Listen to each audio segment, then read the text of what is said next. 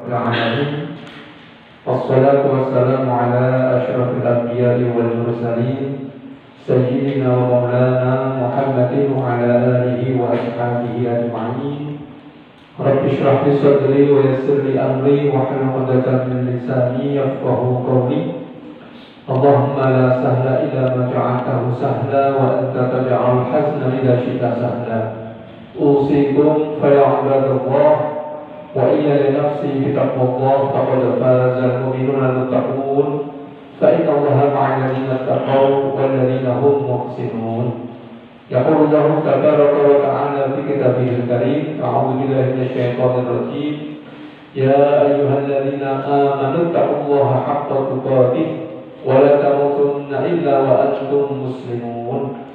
وقال رسول الله صلى الله عليه وسلم: اتق الله حيثما كنت وأتبع السيئة الحسنة تمحوها وخالق الناس بخلق حسن. صدق الله العظيم وصدق رسوله الكريم. Ma'asyiral muslimin wal muslimat rahimakumullah. Bapak-bapak, ibu jamaah Masjid Badrun yang dimuliakan Allah, alhamdulillah kita bersyukur kepada Allah Subhanahu wa taala karena masih bisa mengumpulkan kita di majlis yang mulia ini, di rumahnya yang mulia ini dalam keadaan sehat walafiat, tak kurang suatu apa.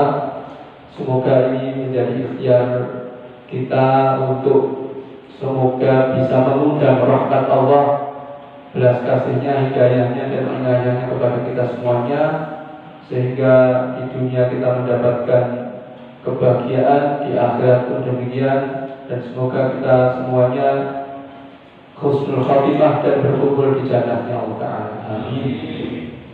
Baik, Bapak Ibu rahimahullah, monggo kita lanjutkan untuk tafsir urut kita. Alhamdulillah malam ini kita insyaallah akan masuk ke ayat yang ke-94 ya. Ayat yang ke-94, dan semoga bisa berlanjut beberapa ayat kemudian. Kita baca terlebih dahulu ayat yang ke-94. A'udzubillahi minasyaitonir rajim.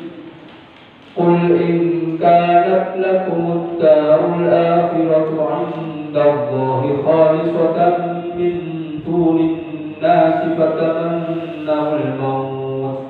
فتمنوا الموت إن كنتم صادقين. Al-ayat.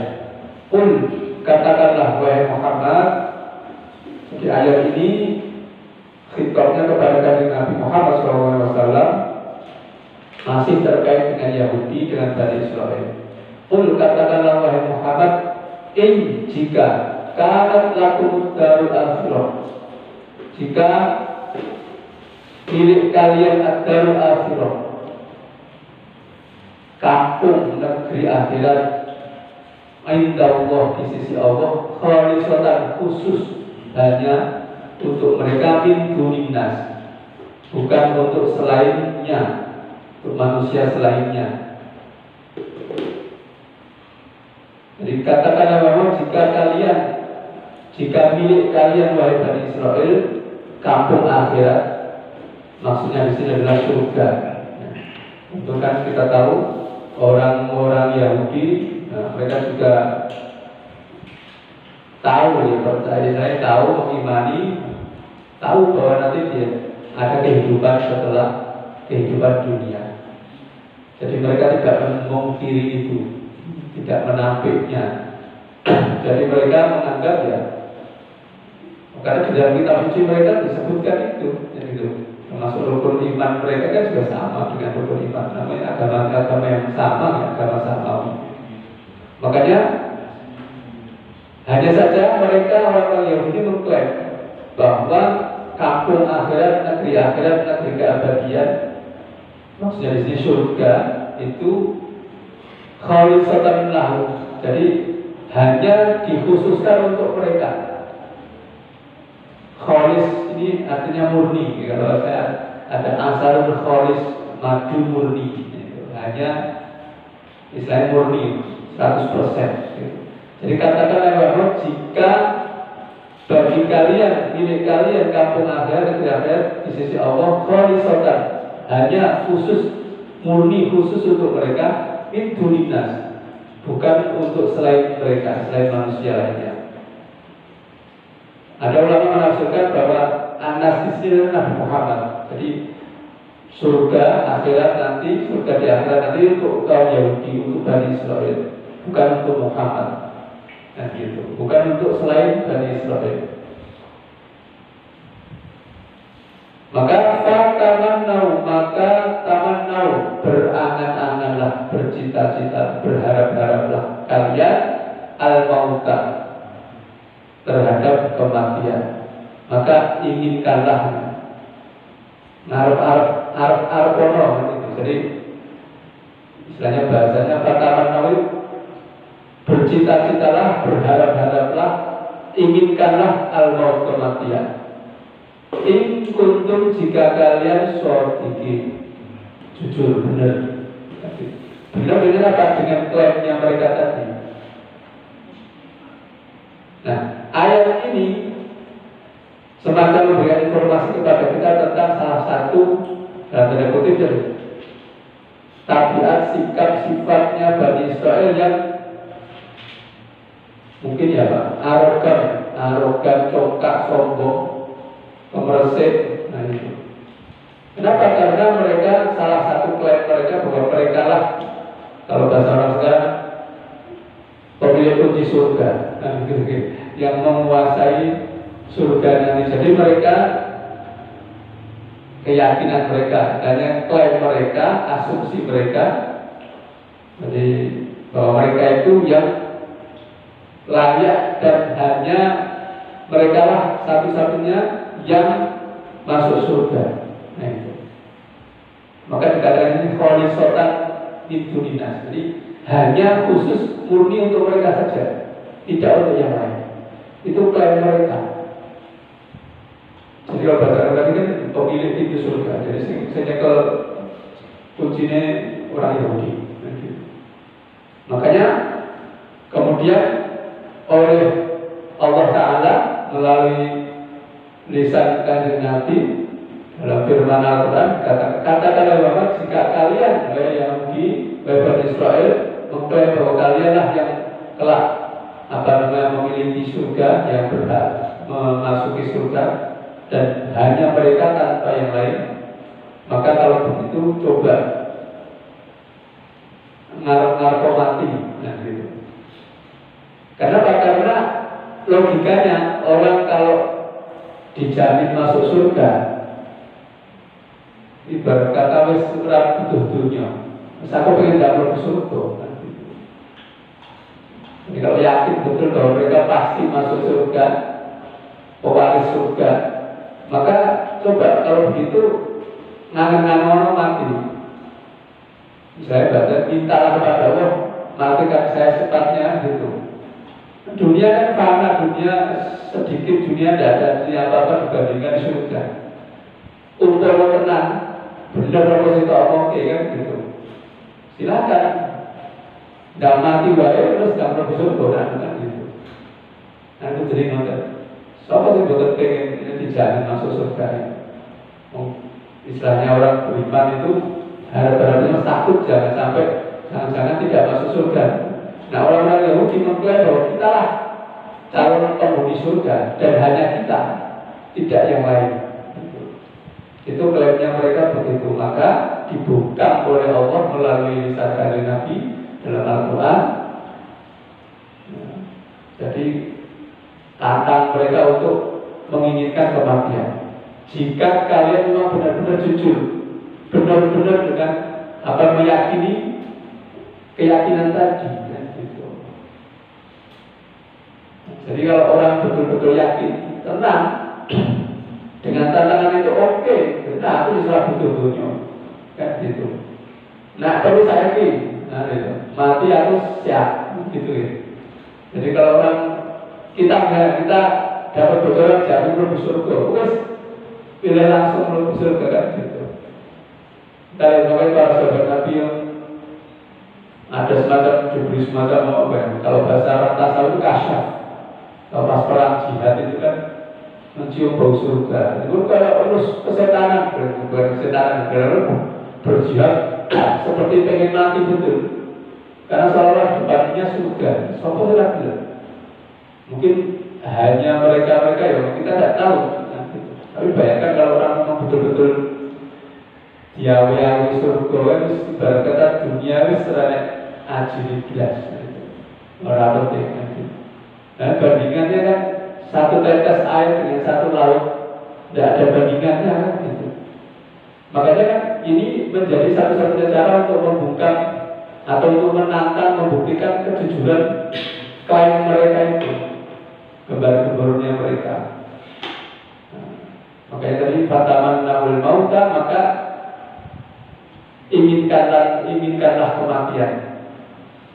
In kuntum shodiqin, jika kalian benar-benar jujur benar dengan perkataan atau kelainan kalian.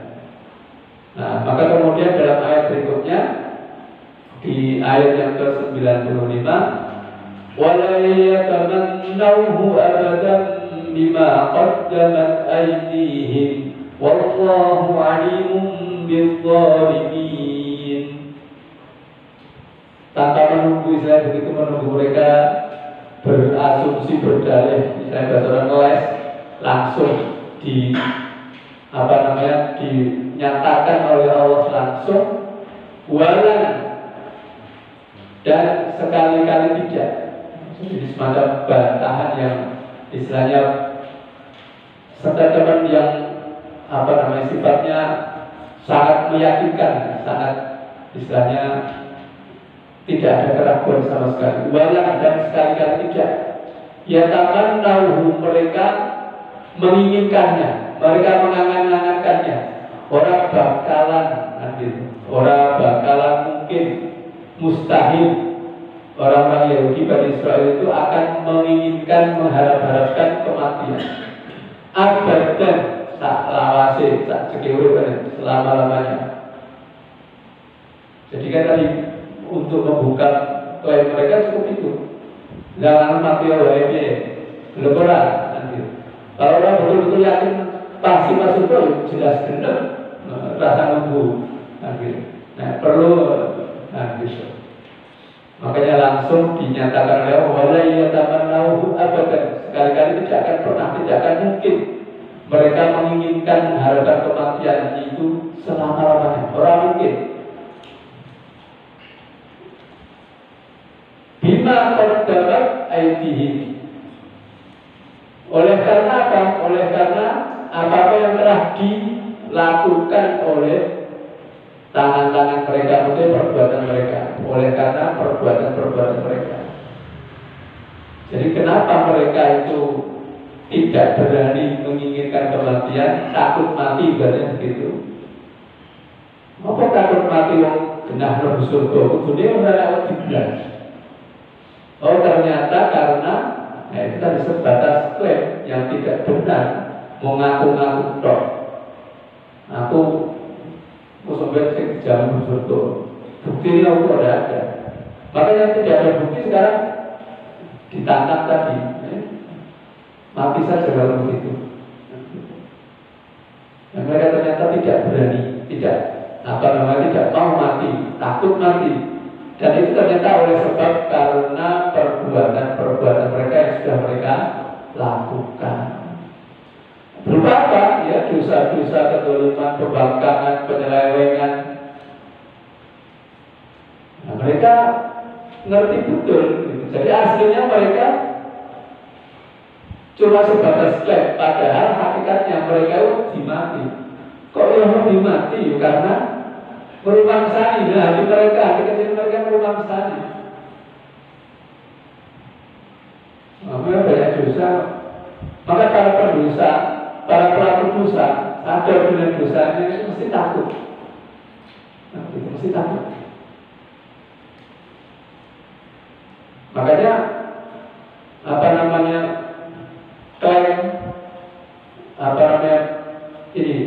bercita-cita, berkeinginan itu kan bisa lewat mulut, bisa lewat hati, kan gitu.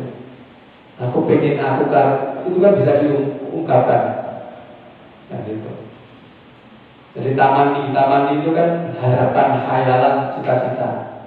Bisa di mulut, bisa di hati.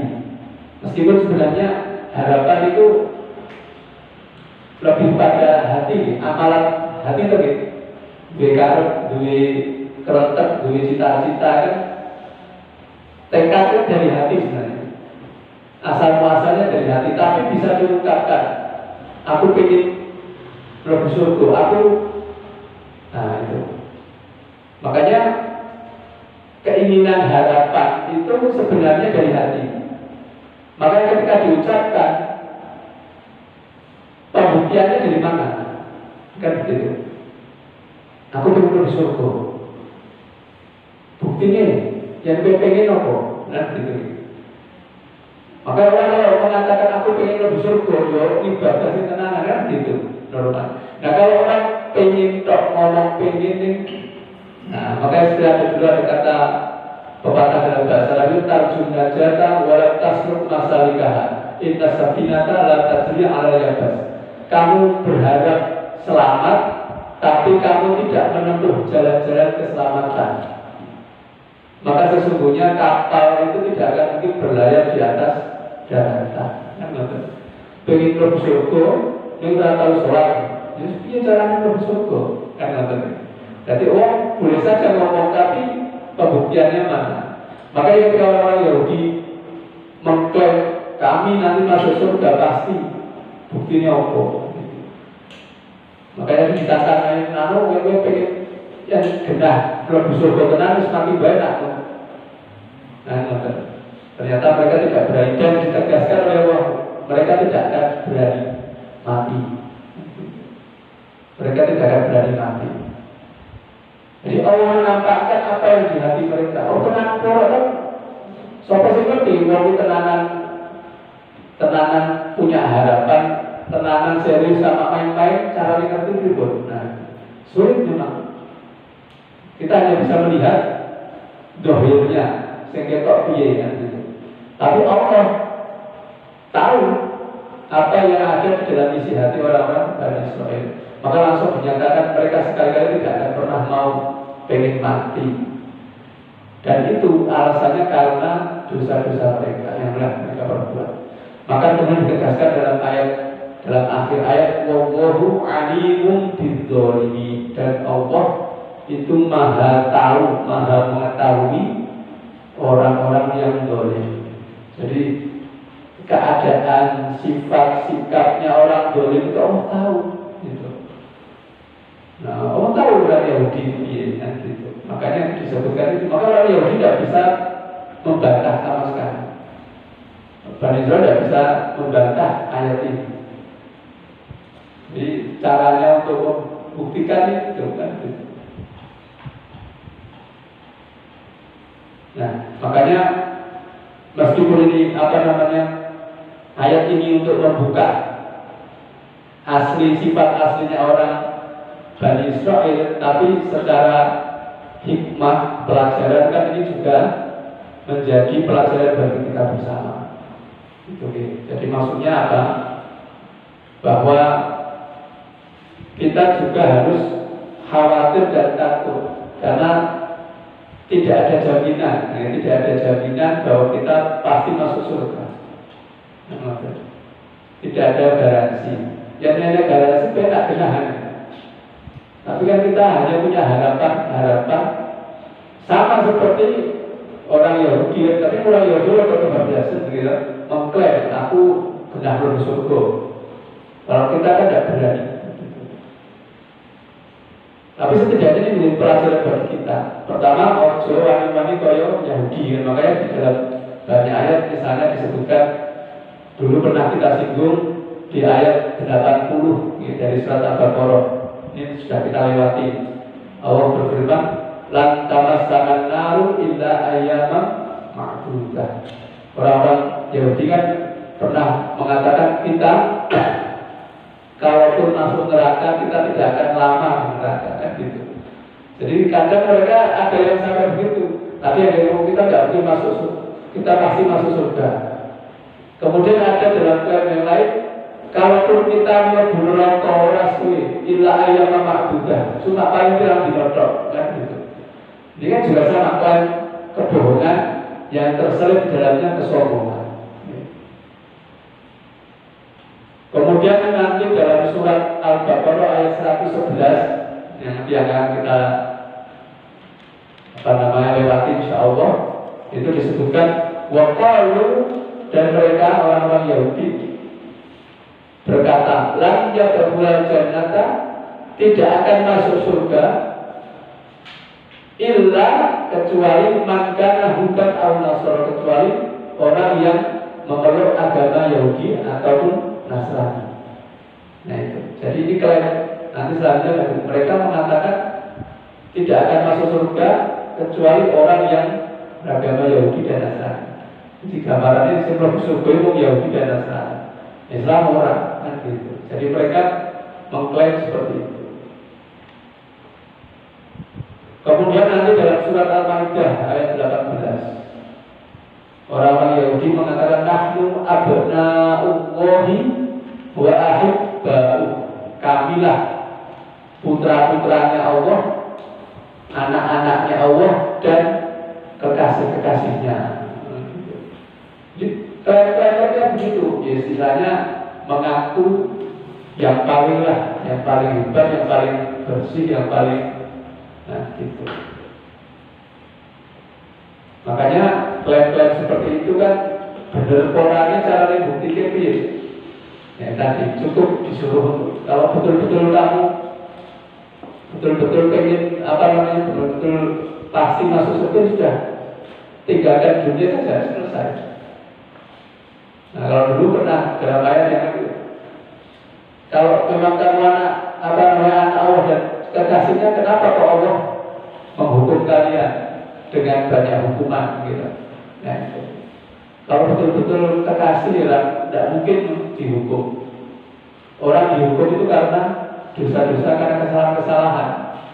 Mana ada kekasih kok melanggar perintah durhaka kepada kekasihnya, kan tidak mungkin. Nah itu banyak sebenarnya mudah sekali untuk membantah pengakuan-pengakuan ya tidak jujur dari orang-orang Yahudi.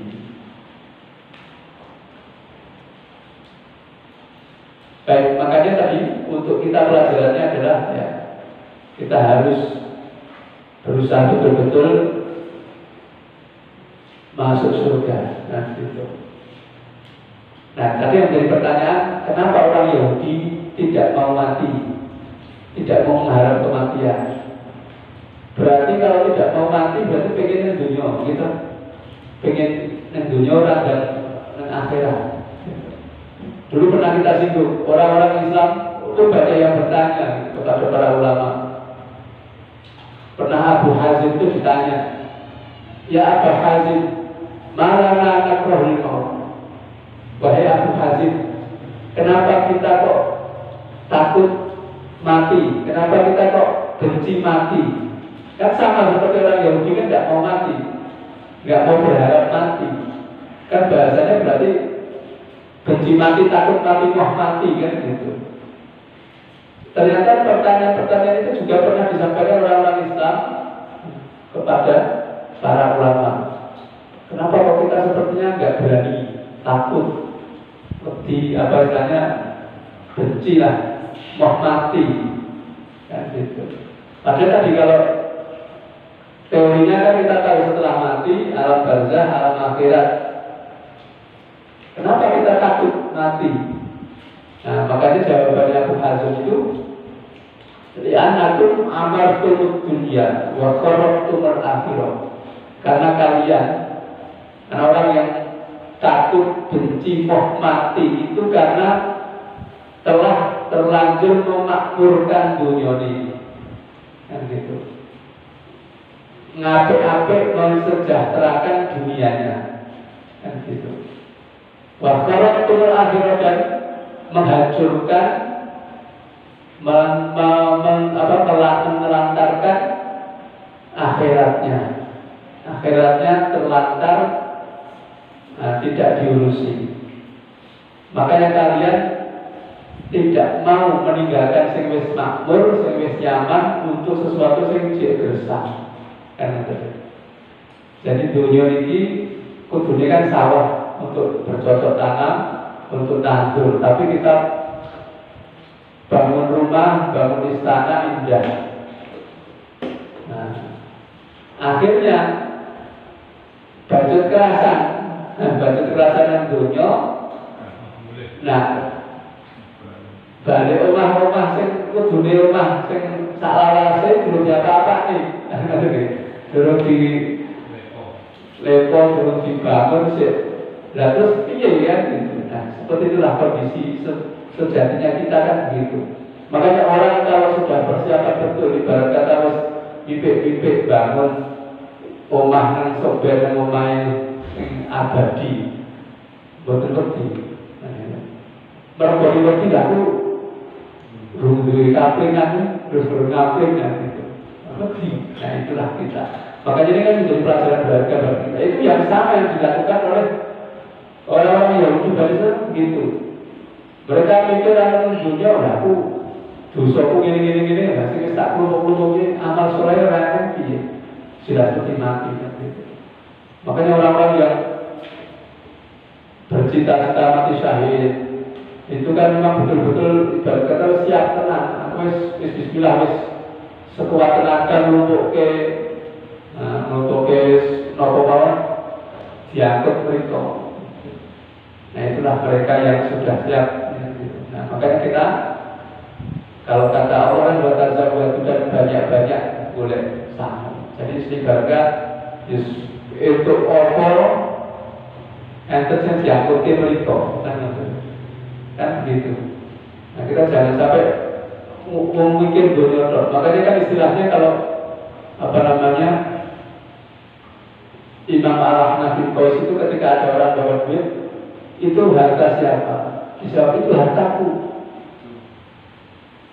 Oh salah. Kemudian Imam Al-Hanafi mengatakan tidak amsak tahu fa'anta lilma. Kalau kamu memegang uang itu, maka kamu itu milik hartamu. Jadi kamu itu jadi budak hartamu. Kalau jogo jadi satpam kan gitu. Tidak anfak tahu fal malu laka. Tapi kalau kamu menginfakkannya, mensodakokannya, maka harta itu milikmu. Nah, gitu. Maka yang kita infakkan, yang kita, nah itulah harta kita itu. Itu ya kita keseluruhannya ditabung, dikirim ke mereka. Dengarkan di sisi Allah. Nah, gitu. Itulah harta kita yang sebenarnya. Kalau yang cuma kita pegang, yang kita simpan di rumah, di tabungan, nah itu bukan harta kita. Kalaupun kita pakai, ya paling kalau makanan jadi apa besok kita tahu. Kalau pakaian paling ya berkui lawas usaha gitu. Tidak tentunya tidak. Atau yang masih tersisa kita tinggal. Kalau kita mati, ya sing nganggo sing manfaatnya oleh anak bojo waris gitu, bukan kita. Yang milik kita ya yang kita titipkan kepada Allah itu nanti. Nah makanya ini yang menjadi pelajaran berharga bagi kita. Jadi kalau orang Yahudi tidak berani mengangankan mati ya gitu, beti. Nah kita ternyata mungkin juga tidak jauh dengan itu.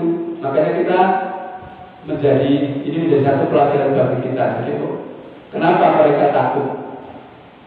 Ternyata karena dosa-dosanya, karena belum siap dengan bekal. Makanya untuk itu kita banyak-banyak berbekal. Makanya ditutup dengan ayat Wallahu alimun bidul. Allah tahu orang yang zalim. Berarti Allah tahu juga orang yang tidak zalim kan gitu. Makanya orang yang tidak zalim kan menempatkan sesuatu tidak pada tempatnya. Kuncinya kan begitu. Salah bokok duit kan gitu saja gitu. Jadi kemudian bangunin sobat tinggulan akhirat malah bangun saya dunia. Gitu. Nah dulu pernah kita singgung, dunia ini kan cuma jembatan menuju akhirat. Maka jangan bangun omah dan jembatan. Jembatan malah kerasan, jembatan orang yang nyebrang malah antrop di situ. Nah itu kan keliru kan. Makanya kita jangan sampai salah kan, jangan sampai dolim. Maka dolim itu menempatkan sesuatu tidak pada tempatnya. Akhirnya akibatnya dolim itu bahasanya menganiaya diri sendiri, merugikan awake dhewe.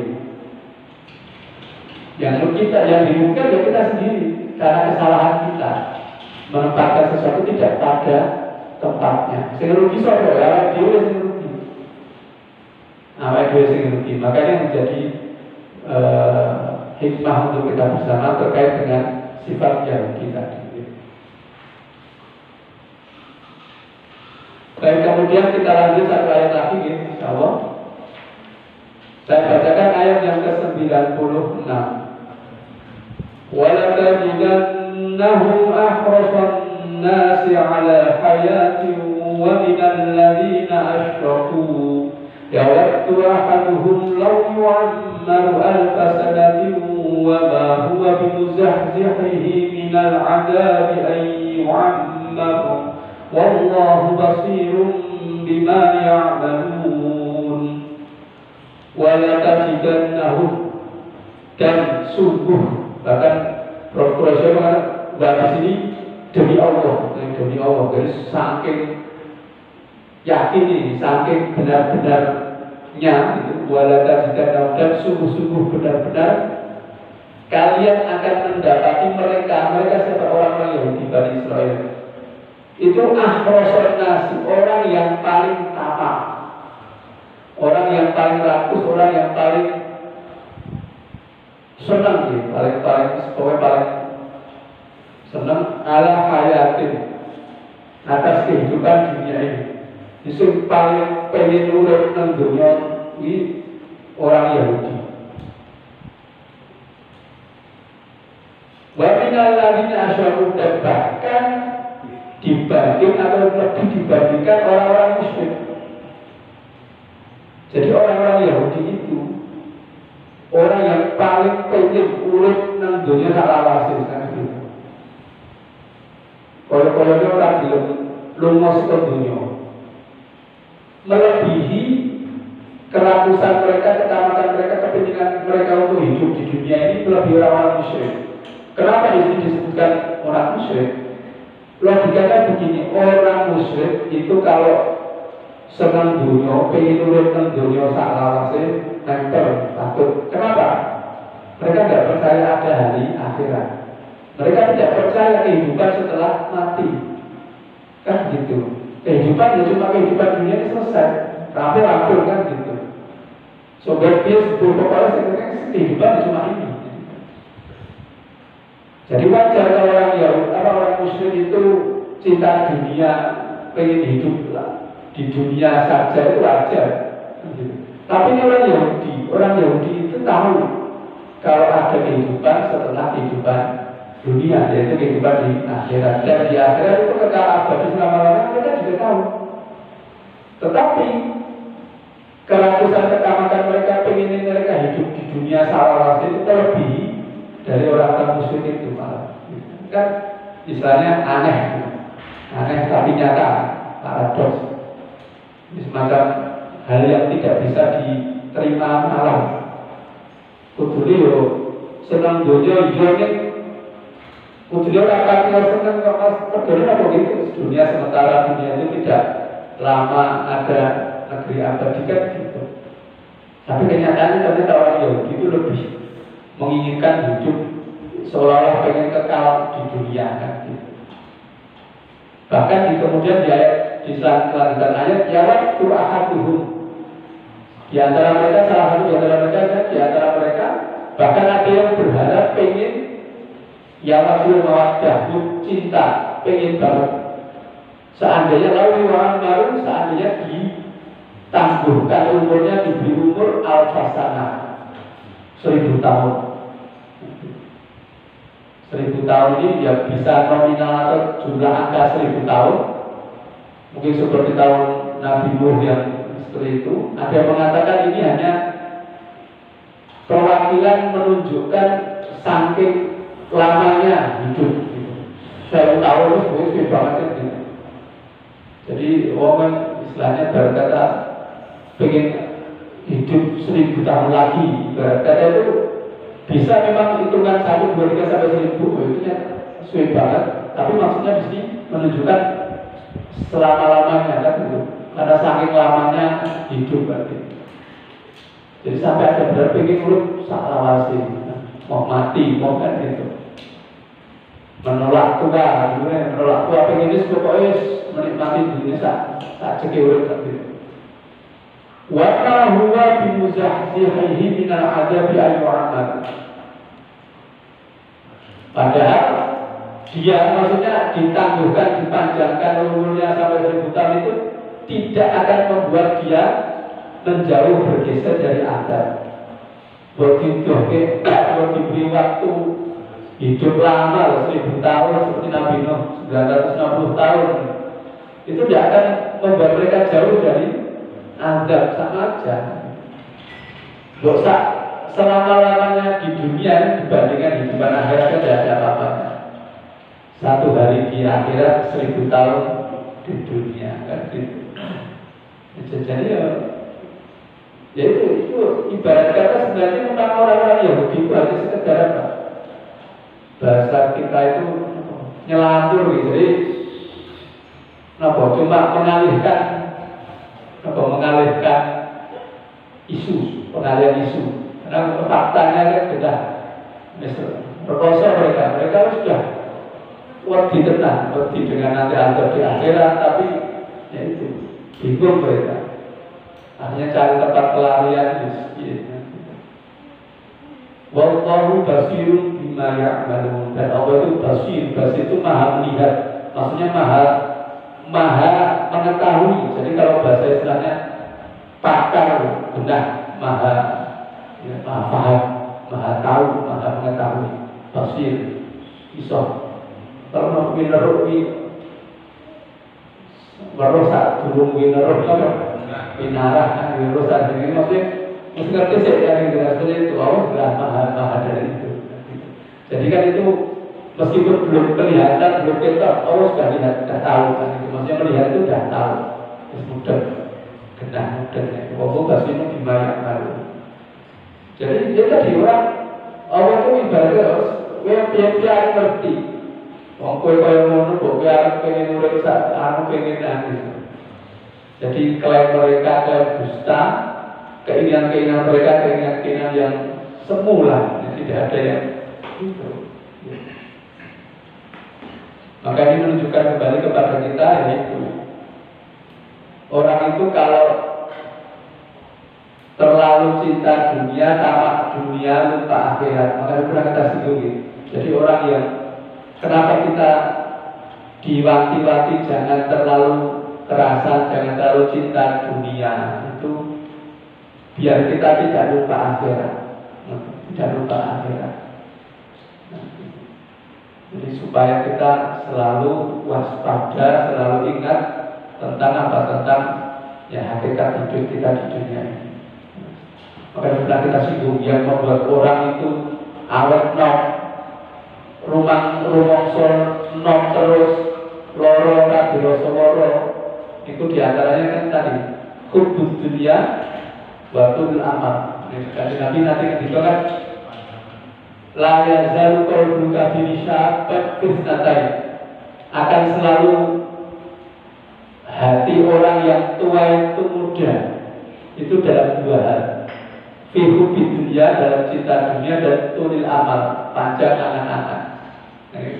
Ngoyak dunia wis koyok keroan wis tetap ditekati gitu, wis masuk angin wis mangkat. Dan padahal ya kalau itu jadi pengennya oleh jadi mergo ngoyak dunia.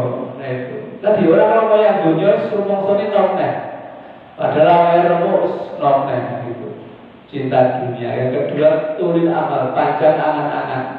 Ya panjang angan-angan seperti Yahudi tadi.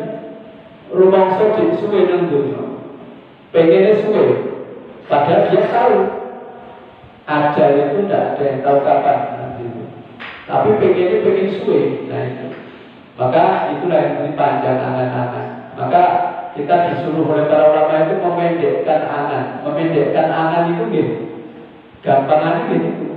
Iki wangi, ojo rumangsa aman yang sesuk pasti diurip. Burung karuan gitu. Maka kalau kita punya kekhawatiran ojo sesuk aku orang tangi piye. Nah, makanya insya Allah malamnya itu dia akan banyak amal soleh, tahajud, istighfar, zikir. Nah, pedinya kita itu bukan pedi mati, tapi pedi yang kita mati kita belum siap dengan berkah. Gitu. Nah itulah memendekkan angan. Kalau kita makanya itu nasihat-nasihat dari kanjeng Nabi, Al-Amin Sabirin atau seperti pengembara gitu, tentunya gitu. Makanya kita ingat pernah dulu ulama kiai ada Imam Syafi'i apa nganggo tekan padahal burung patio tua kan itu ya. Ternyata nganggo tekan ini elek terus. Kaya wong musafir itu kan nganggo tekan. Jadi dia ingat bahwa dia di dunia itu masih sekedar musafir. Jadi bukan saklawase. Jadi pakai tekan bukan karena kakinya suloyo atau tapi memang untuk sekedar ben eling nang dunyoi mau kaya wong ya safar tok kan gitu lewat nanti gitu. Jadi hanya untuk mengingatkan. Nah, makanya kita juga seperti itu gitu. Jadi memendekkan angan. Kalau Ibnu Umar, kalau kita di waktu pagi jangan menunggu waktu petang. Jadi ojo rumongso yang esok sehat bagas waras sore ijik mono karuan, maka jangan nunggu. Berarti dalam sholat di pagi siangnya dia banyak amal. Nah sore ternyata sehat, ojo nunggu sesok. Nah begitu terus. Jadi kita memendekkan angan itu, memendekkan itu tadi apa namanya harapan. Makanya itu tidak bertentangan dengan kita punya cita-cita 10 tahun aku sudah pengen ini itu boleh saja, tapi harus kita batasi dengan fakta kenyataan bahwa itu semua belum tentu terjadi, belum pasti. Nah, gitu. Kematian yang pasti dan itu juga misteri.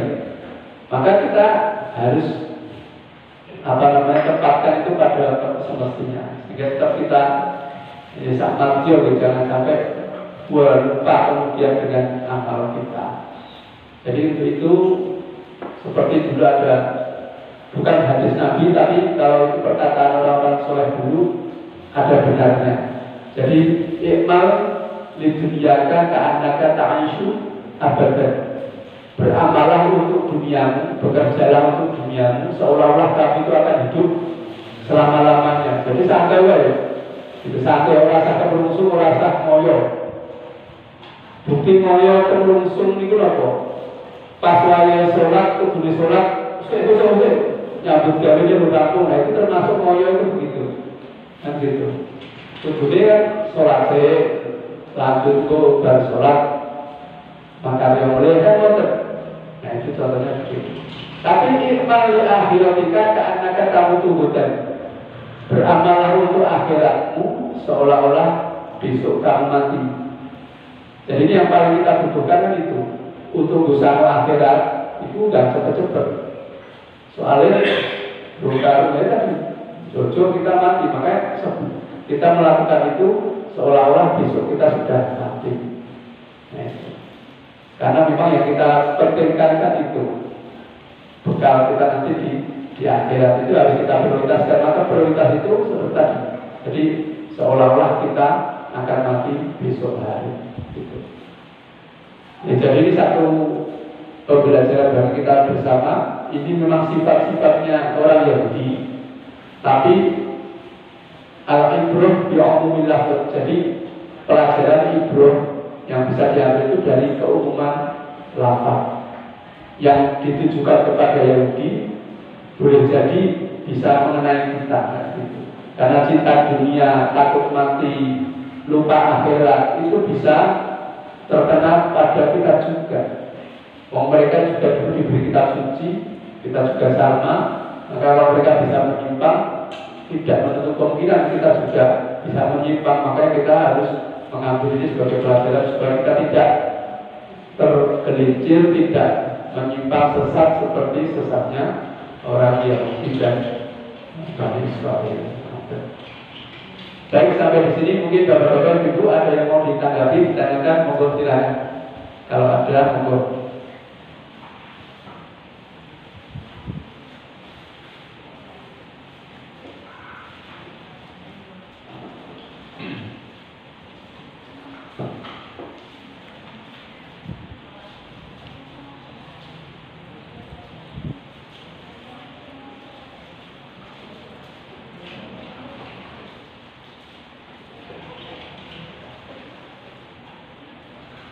Betul.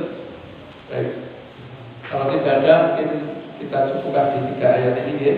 Jadi prinsipnya bahwa orang-orang Yahudi itu punya klaim-klaim yang tidak berdasar, tidak ada buktinya, dan mudah saja untuk membungkam klaim mereka itu, yaitu kalau mereka menganggap bahwa mereka lah yang layak dan hanya satu-satunya yang pantas masuk surga, sementara yang lain tidak akan masuk surga, ya sudah, kalau begitu buktikan dengan segera minta mati, gitu.